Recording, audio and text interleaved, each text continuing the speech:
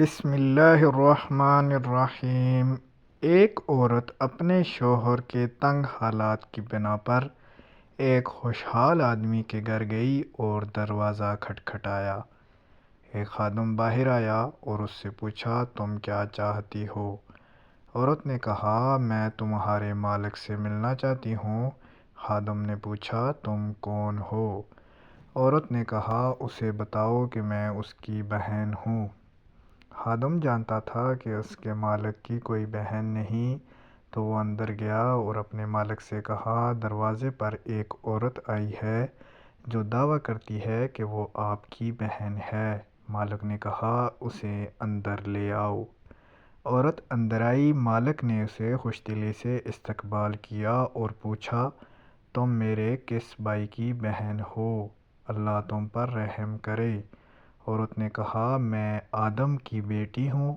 خوشحال آدمی نے اپنے دل میں سوچا، یہ عورت واقعی بے یار و مددگار ہے۔ میں پہلا شخص ہوں گا جو اس کی مدد کروں گا۔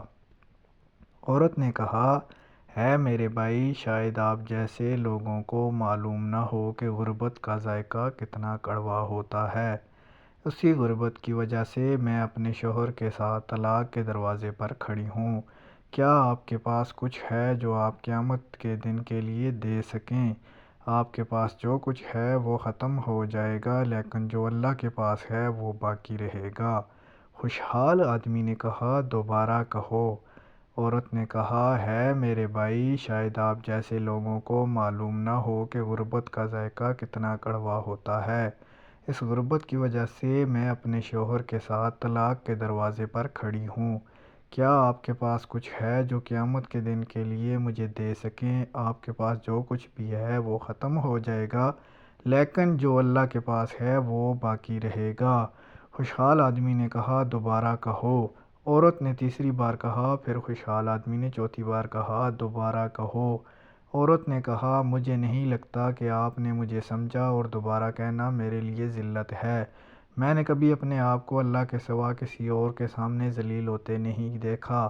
خوشحال آدمی نے کہا، اللہ کی قسم، مجھے تمہاری بات بہت خوبصورتی سے پسند آئی۔ اگر تم 1000 بار بھی دہراتی تو میں ہر بار کے بدلے تمہیں 1000 درہم دیتا۔ پھر اس نے اپنے خادموں سے کہا کہ اسے 10 اونٹ، 10 اونٹنیاں، چاہے جتنی بھیڑ بکریاں دے دو، تاکہ ہم قیامت کے دن کے لیے کچھ کام کریں۔ ہمارے پاس جو کچھ بھی ہے وہ ختم ہو جائے گا، لیکن اللہ کے پاس ہے وہ باقی رہے گا۔ غریبوں کو مت بھولو، کیونکہ اللہ غنی ہے اور ہم فقیر ہیں۔ ناظرین کرام، اس کہانی سے ہمیں یہ سبق ملتا ہے کہ جو غریب نادار ہمارے دروازے پر آتے ہیں، ہم ان کی بے یار و مددگار مدد کریں، اور اللہ کی رضا کے لیے، کیونکہ اللہ تعالیٰ ہی ہم سب کو رزق دینے والا ہے۔ جزاک اللہ۔